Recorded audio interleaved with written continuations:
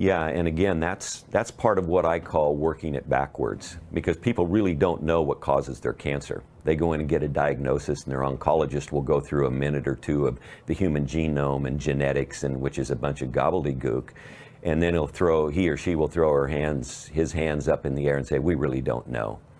And I would say to that patient, "Gee, I don't want to go see that guy. He doesn't know why I have it, or essentially what it is. I want to go see someone who knows." That's the walking it backwards. You know, cancer is caused largely today, well, this much of it is genetic, very little is. If you're carrying a BRCA1 or 2, you know, a defective gene, which is possible, but it still doesn't mean you're going to get cancer. But most of it is not genetic. Most of it is actually driven by epigenetics. And that's what people need to understand. There is a difference.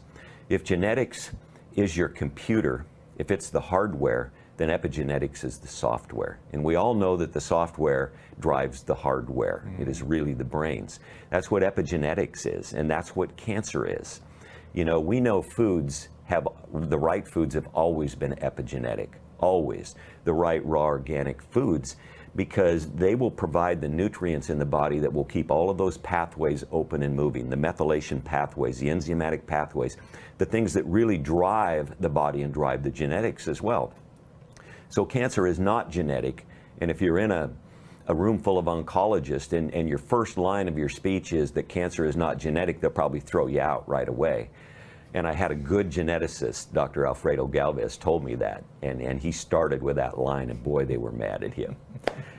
But it's true nonetheless, and we have to deal in truth. So the 5 things are the right diet. If you don't do the right diet, you're not going to get there. It's very difficult to get there.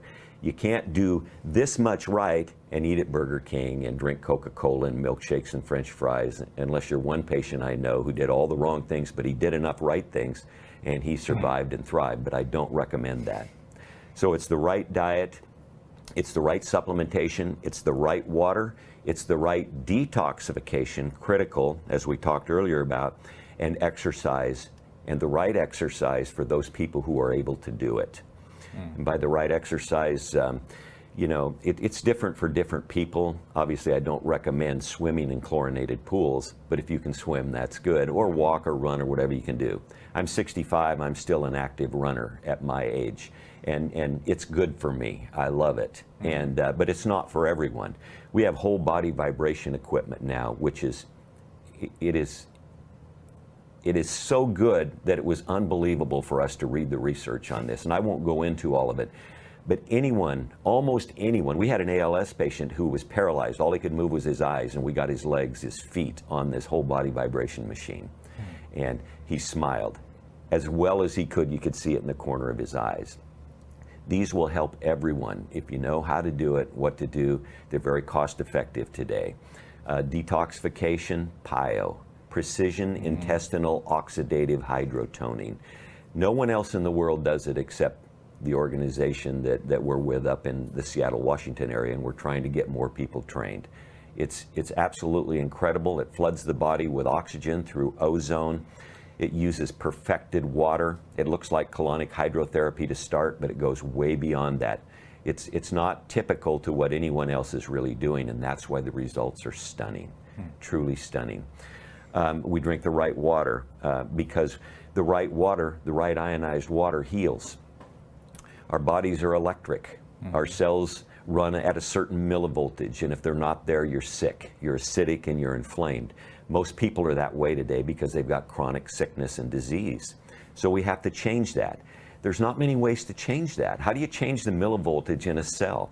Used to be you eat a raw, vegan, organic diet because vegetables are very, very alkaline. Alkaline, millivoltage, they work together. And so, and many say are exactly the same thing. But now the best way to do it is through a specific kind of ionized water that runs at minus 300 to minus 800 millivolts, and it will raise that cell voltage. If you don't raise the cell voltage to 50, minus 75, you're not going to heal. You need that voltage to heal. And so very few people know about that. Dr. Jerry Tennant wrote a couple books on healing is voltage. I encourage everyone to read those, and you'll understand why this ionized water, and I promote specifically Kangen water because I have not seen anything that is comparable to date. And you'll be able to understand how it works, and the common layperson can get that, and they can understand how it works. But it's incredibly important. And then the right supplementation. We use a couple. We use the Relive products. Some people will want to give me heartburn on that, but I said no. I've done the research. I know what works and what doesn't work as far as supplements go, because we test them in the human body. You can test everything you want in the Petri dish. It's not the same thing, folks. And you can tell me this isn't good for people or this isn't good, but you better darn well show me the research. And I'll show you the research. And so we use the Relive products, we use the Purium products, we use some others because they are the best and they're time tested now in the human body. And most cancer patients need to get more nutrition than they can. When people are very sick with cancer, they turn to comfort wherever they can find it. Sure. Most of that is in the wrong foods and the sugar. So it's very difficult for them to eat anything. And so we're not going to get them to eat 5 pounds of organic kale and 5 pounds of organic broccoli and 5 pounds of organic carrots and so on and so forth every day. But you know, they really need that overwhelming nutrition that is inherent in those types of foods, those phytochemicals, the phytonutrients in there. So where do you get them? You get them from synergistic supplements where you can get rough equivalents of that, and you can consume it. A cancer patient can then consume it and kind of flood or overwhelm the body with nutrition, which is not only imperative for cancer patients, but others who are struggling with sickness and disease.